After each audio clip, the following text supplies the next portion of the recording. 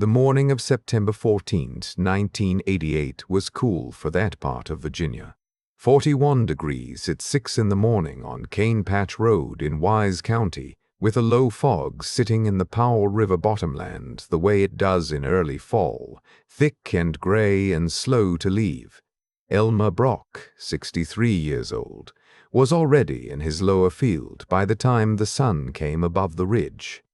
He wore the same canvas work pants he had worn every harvest since 1971, a flannel shirt the color of dried tobacco, and rubber boots that had cracked at the left heel and been repaired twice with electrical tape. He was walking his rows. That is what he did every morning during curing season. He walked them. He was not inspecting for damage or checking on anything specific. He was reading, the way an experienced man reads a room when he walks into it, not looking for any one thing, just receiving. The lower 40 acres of his 212-acre farm had been in burley tobacco every year since 1953, when his father had broken that ground for the first time. The soil there was dark, almost black along the river edge, and it grew tobacco the way certain ground does, like it remembered how. Elmer Brock had farmed this land for 41 years. He had no college degree and had never wanted one. He had 4 soil science textbooks on the shelf above his workbench, and he had read each of them 3 times. He knew the pH of every significant section of his property to within 1/10 of a point without testing it. He knew it by the color, by the plant behavior, by what the earthworms did in June. When the Wise County Extension agent had last tested his fields in 1984, the agent had looked at the results, looked at Elmer, and said he didn't understand how a man without a laboratory had gotten closer to those numbers than most instruments. Elmer didn't explain. There was nothing to explain. He finished his walk and started back toward the barn at 7:40 in the morning. He did not yet know what was moving through the 24-inch steel pipe on the eastern edge of his property. Harlan Brock, Elmer's father, had died on March 9, 1974. At the age of 78, in the same bedroom where he had been born. He was a tobacco man his entire life. And before that, his father had been a tobacco man too. And before that, a man who had cleared the ridgeline with a crosscut saw, in 1891, to get at the bottomland along the North Fork of the Powell. The Brocks had been in Wise County for 3 generations before Elmer was born, and what they knew about the soil in that valley was the kind of knowledge that does not come from books. It comes from failing at something often enough and long enough that you stop failing. Harlan had taught Elmer most of what he knew not through instruction but through proximity.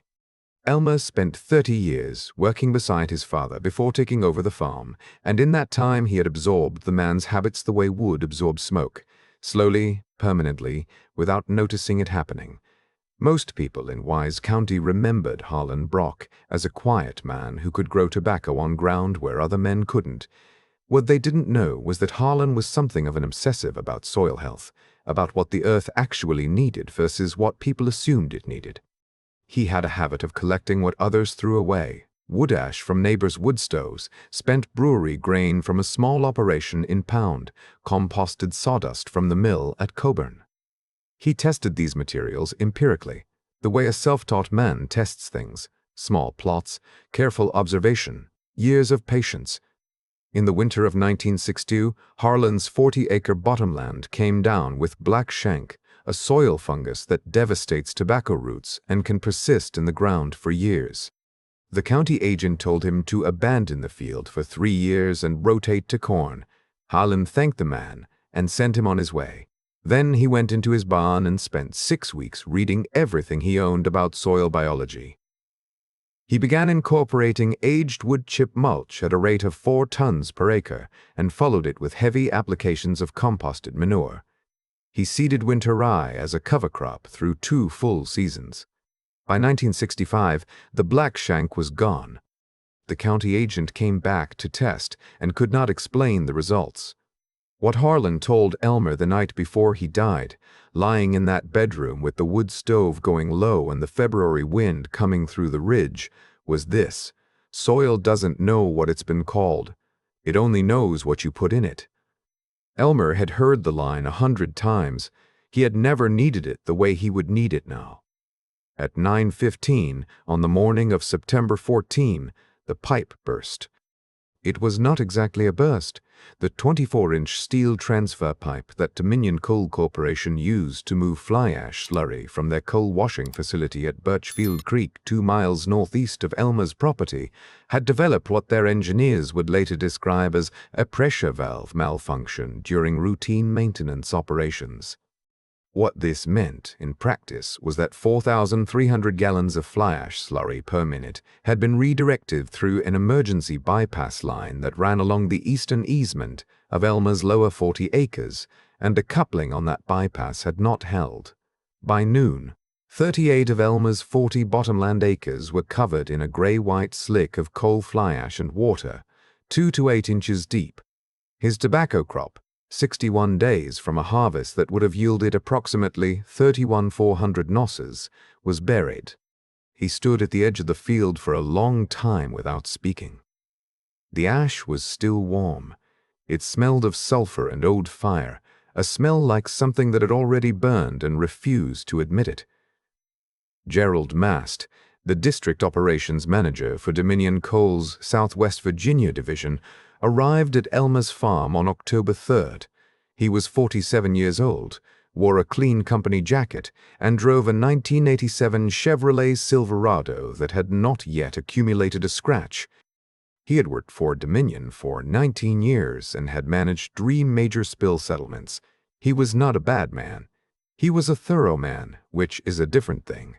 He sat at Elmer's kitchen table and laid out the easement documentation. The 1962 agreement, he explained, contained language that permitted emergency bypass operations along the eastern property border. Dominion's legal team had reviewed the incident. The company was not legally obligated to compensate for crop loss under the terms of the existing agreement. However, as a gesture of goodwill, they were prepared to offer Elmer a payment of $14,200 to address the disruption. Elmer looked at the number on the paper. "My crop alone was worth $31,000, he said. "We understand that," Gerald said, "but our legal exposure under the 1962 language." "I know what the 1962 language says," Elmer said. "I signed it." Gerald set his pen on the table. He was professionally sympathetic. "Mr. Brock, the company isn't in a position to offer more than what's outlined here. The easement was valid. The bypass was a necessity. We did notify the county." Elmer looked at him for a moment. "You notified the county," he said. "That's correct." Elmer picked up the paper. He read the number again. He set it back down. "I'll sign it," he said. "But I'll tell you something, Mr. Brock." "I'll sign it," he said. "Mast, that field is going to produce again, and it's going to produce better than it did before your pipe came through." Gerald Mast gave a small, careful smile. "We certainly hope you're able to get something out of that ground, Mr. Brock." He drove off Cane Patch Road in his clean truck at 3:40 in the afternoon. Elmer sat in the kitchen after he left. Ruth brought him coffee and went back to the other room. He sat with his hands around the cup for a long time, looking at the wall where his father's photograph hung. Harlan Brock in 1959, standing in those same bottomland acres, holding up a stalk of burley that came to his chin. The problem, as Elmer understood it, was not that the ash was there. The problem was that no one had ever tried to use it. He drove to Blacksburg in November 1988, a 147-mile drive each way on Route 26, to speak with a man named Dr. Mert, 1936, to speak with a man named James Sowers. Sowers was 71 years old, retired from Virginia Tech's Department of Crop and Soil Environmental Sciences after 33 years.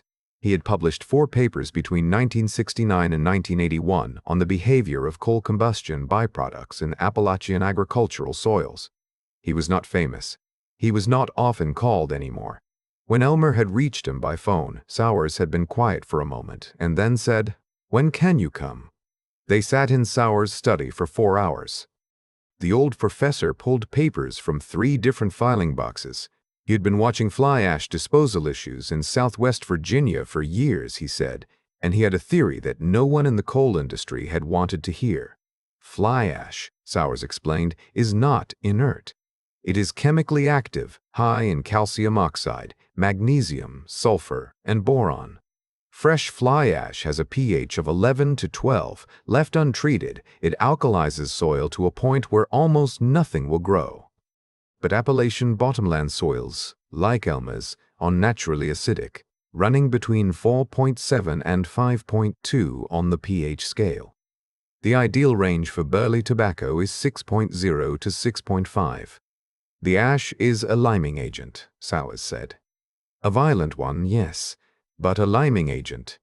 The conventional approach would be to excavate, remove the ash, haul it off, try to restore the original topsoil. That would cost, Sowers estimated, between $80,000 and $120,000 for 38 acres and would require heavy equipment that would further damage the soil structure. But there was another approach, an older approach, one that Sowers had documented theoretically in 1978 and had never seen tried at field scale. If the ash were incorporated into massive volumes of organic material, wood chip mulch, aged manure, a sequence of cover crops, the pH would moderate over 2 to 3 years. The organic matter would buffer the alkalinity. The ash's calcium and boron, rather than being toxic, would become available to the plants in beneficial quantities. The sulfur would feed nitrogen-fixing bacteria in leguminous cover crops.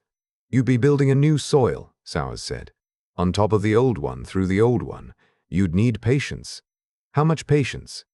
Elmer asked. 3 full seasons before I'd attempt a cash crop. Maybe 4. Elmer did the math on the drive home. The $14,200 settlement would pay for materials. His 24 Angus cattle would provide aged manure. The sawmill at Coburn, a man named Gary Lester who ran it, sold wood chip mulch by the truckload for practically nothing, because he couldn't give it away. He called no one. He told Ruth that evening that he was going to try something in the lower field. "You're quieter than usual," she said. He said, "I know." He started in March 1919. The fly ash had hardened over the winter into a pale gray crust that cracked when he walked on it. He broke it with his 1967 Ford 8000 tractor, pulling a 1971 International Harvester 510 disc. Harrow 2 passes, then 2 more passes at 90 degrees to the first. The ash broke apart into a fine powdery till. He took a soil sample with his hand probe kit, the same kit he had bought at the Virginia Tech Extension Office in 1977, and drove it to Norton for analysis. The results came back in April. pH 8.4, organic matter 0.3%. The ground was, by any conventional measure, unworkable. He had Gary Lester's sawmill begin delivering wood chip mulch that same month.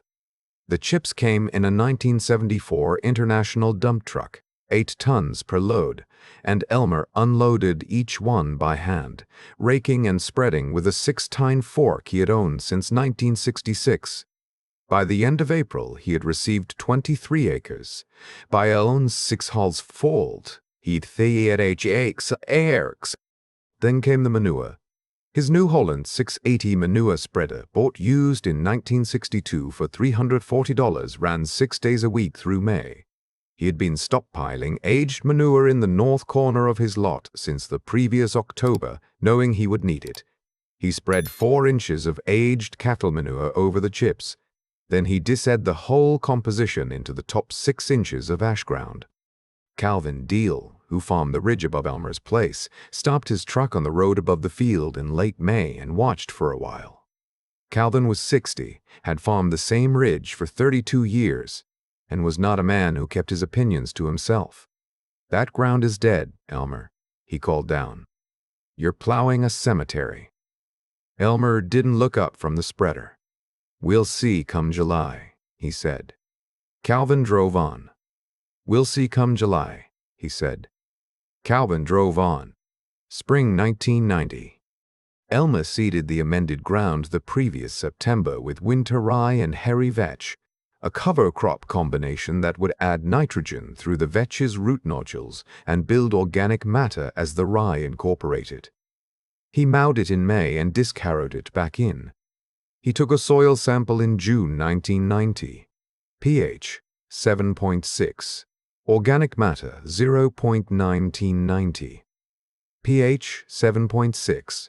Organic matter moving in the right direction. Not there yet. Moving yet? He planted a second round of cover crops in fall 1990. More rye, Austrian winter peas in place of vetch this time. He added another round of wood chip mulch along the low end of the field where the ash was deepest. By October, he was receiving his 64th delivery from Leicester's mill, 512 tons across 38 acres, cumulatively, since he had started. The county extension agent, Dale Hensley, who had taken the position in 1987, drove out to look at the field in March 1991. He walked the ground with Elmer and said little. Finally, he crouched and picked up a handful of the amended soil. It was dark. It had some structure, not yet what it should be, but recognizable. "What are you planning to put in it?" Hensley asked. "Tobacco and corn," Elmer said. Hensley looked at the ground again. "When?" "Next year," Elmer said. Hensley looked at the ground again. "When? Next year?" Elmer said. Hensley did a ganju. He was a careful man, not a discouraging one. The 14,200 from Dominion had. Elmer covered the remaining costs, a total of $6,740 for chips, seed, and fuel from his own account.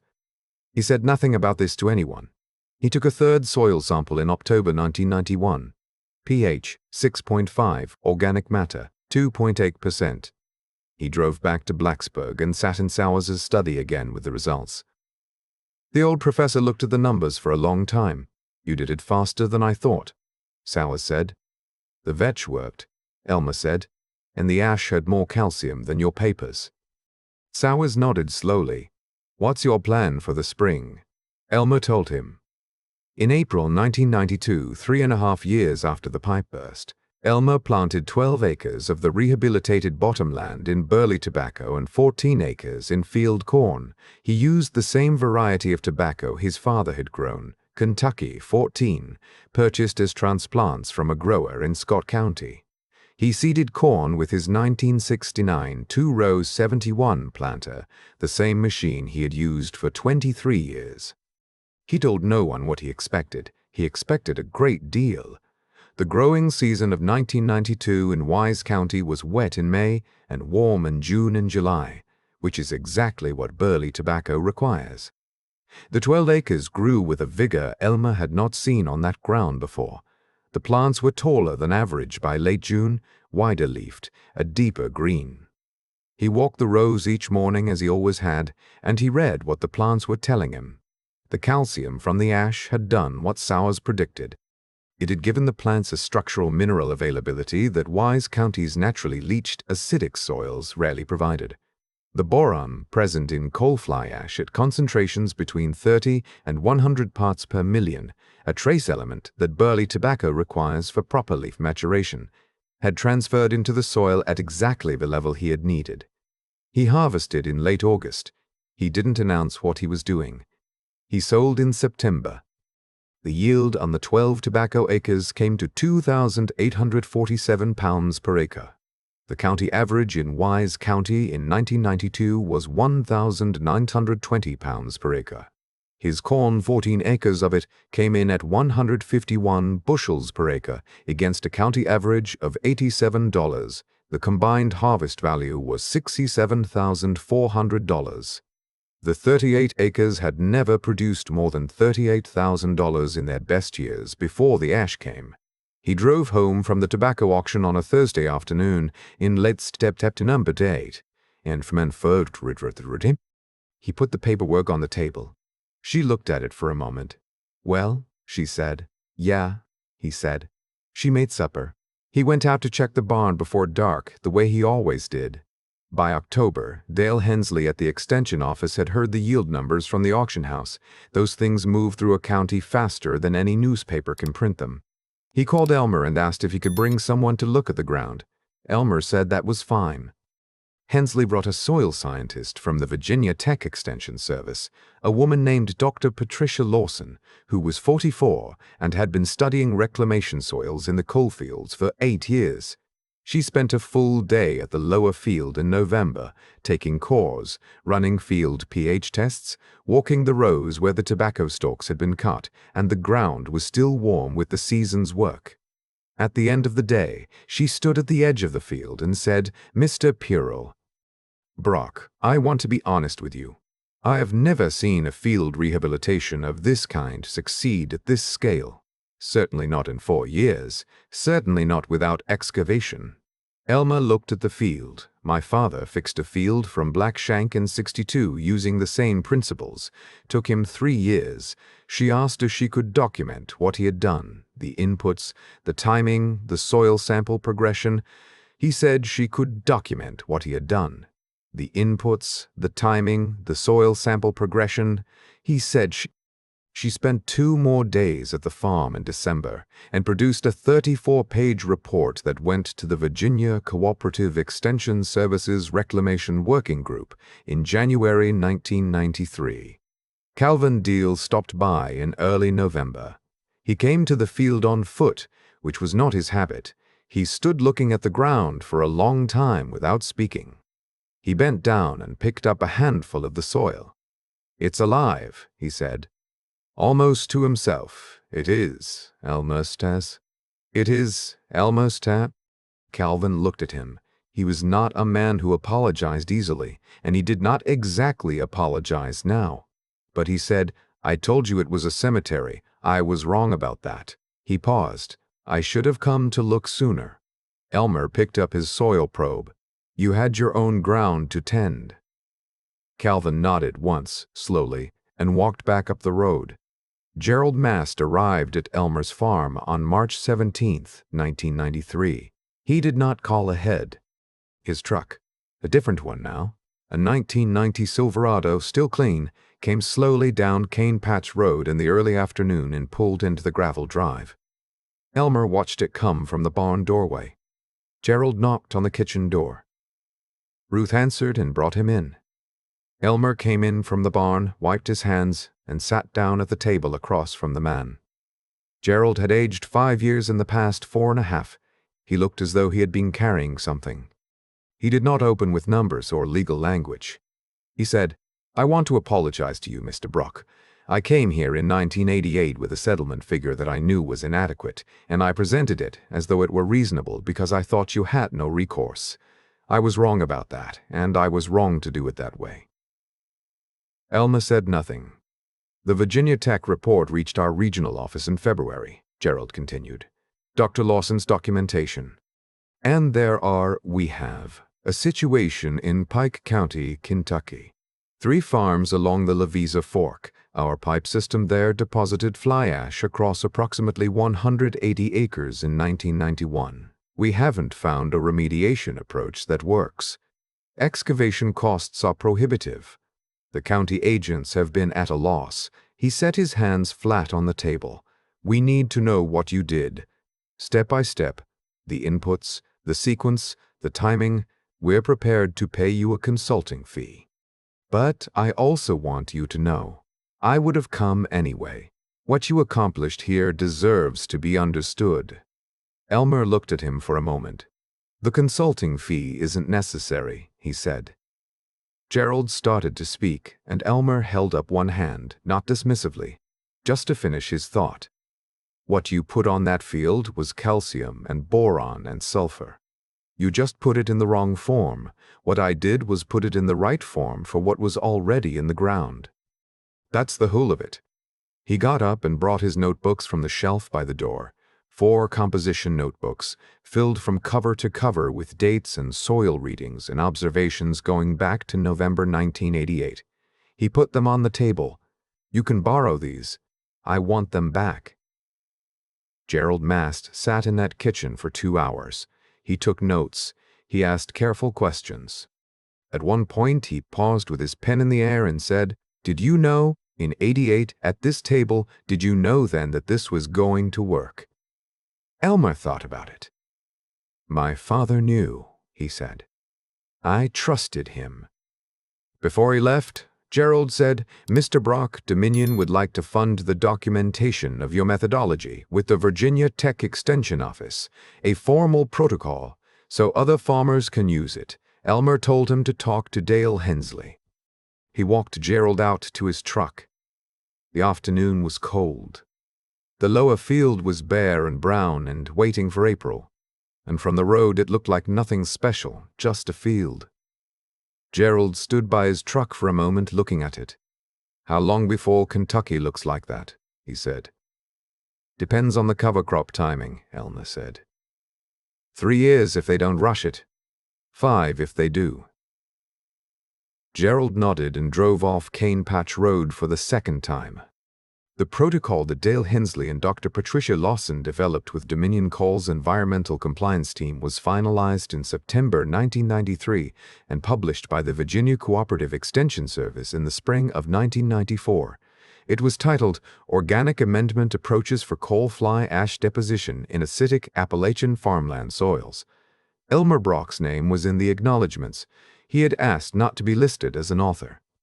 The protocol was applied on 11 farms in Pike County, Kentucky, beginning in the spring of 1994. By 1997, 7 of those farms had soil pH values within the acceptable range for row crop production.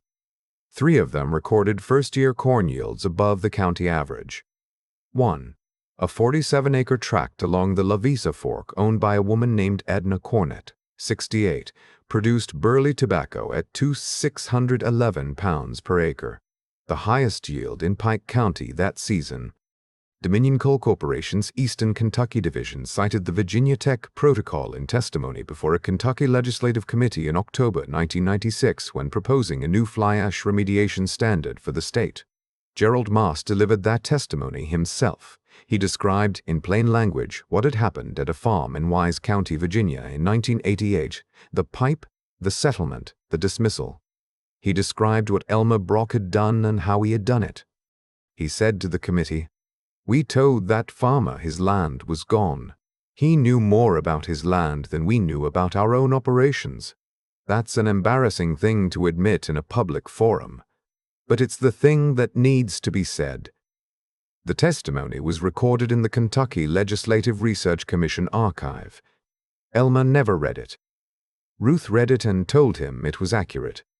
That was enough for him. In Wise County alone, Dale Hensley documented the use of the methodology on 14 farms between 1994 and 1999.